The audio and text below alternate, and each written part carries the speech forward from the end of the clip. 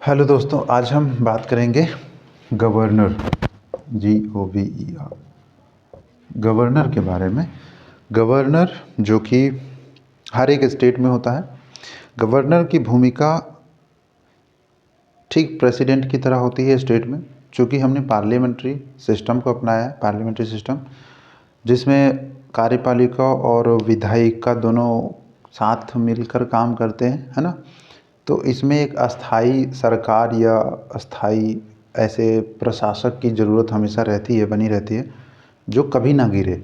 जैसे कि हमारे यहाँ लोकतंत्र में लोकसभा विधानसभा चुनाव होते हैं, तो वहाँ पे सरकार जब चुनी जाती है तो कई बार ऐसा होता है कि अल्पसंख्यक सरकार बनती है और फिर वो ढह जाती है, चूँकि अविश्वास प्रस्ताव पारित होना, तमाम तरह के पॉलिटिकल उठापटक होते रहते हैं, इसलिए तो मेजोरिटी वाली सरकार में तो ठीक है कि सरकार चल जाती है।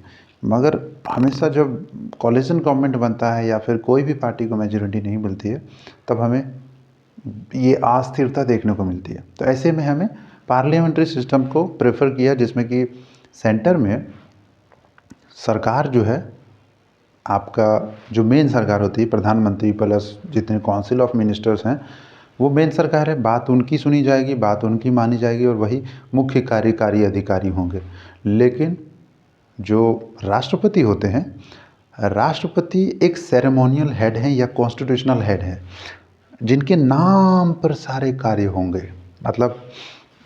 मतलब कि जो भी सलाह दिया जाएगा, जो भी कार्य किए जाने हैं, उसमें राष्ट्रपति का ही मुहर लगेगा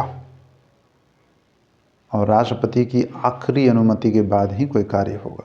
लेकिन इसके पीछे थोड़ी सी पेचीदा कहानी है, तो हम उसको अभी दरकिनार कर रहे हैं। लेकिन फ़िलहाल अभी हम जानेंगे कि गवर्नर पार्लियामेंट्री सिस्टम के तहत यहाँ भी एक कॉन्स्टिट्यूशनल हेड हो गया स्टेट में, ठीक है। स्टेट में गवर्नर एक कॉन्स्टिट्यूशनल हेड हो गया। Under article 153 to 167 under part 6 of Indian constitution deals with state executive, जिसमें कि council of minister, chief minister और गवर्नर प्लस अटर्नी जनरल्स आते हैं, है ना। ये सब आते हैं। अब देखिए, यहाँ पे वाइस गवर्नर जैसा कुछ नहीं होगा, ठीक है, हमारे स्टेट में। उसके लिए एक सीधा सपाट सा आंसर होगा, बताते हैं क्यों नहीं होगा वाइस प्रेसिडेंट जैसे सेंटर में होता है ना, वैसे वाइस गवर्नर जैसा कुछ नहीं है।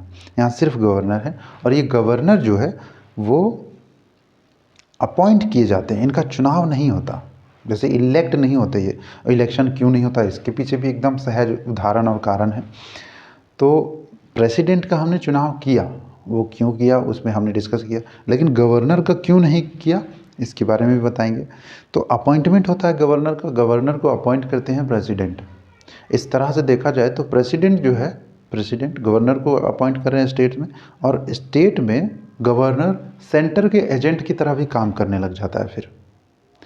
लेकिन हमने कहा कि पार्लियामेंट्री सिस्टम में जो मुख्य कार्यपालिका है, उसकी बात मानना निश्चित रूप से ज़रूरी है। किसके पास, मतलब जो हमारा राज्यपाल है, वो पूरी तरह से बाध्य है कि वो उस गवर्नर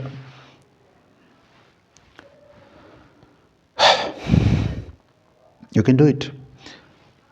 गवर्नर जो है पूरी तरह से मुख्यमंत्री जो काउंसिल ऑफ मिनिस्टर है, उसकी बात मानने के लिए पूरी तरह से बाध्य है। तो हम कहाँ थे, भूल गए। ऐसे कैसे चलेगा मुन्ना।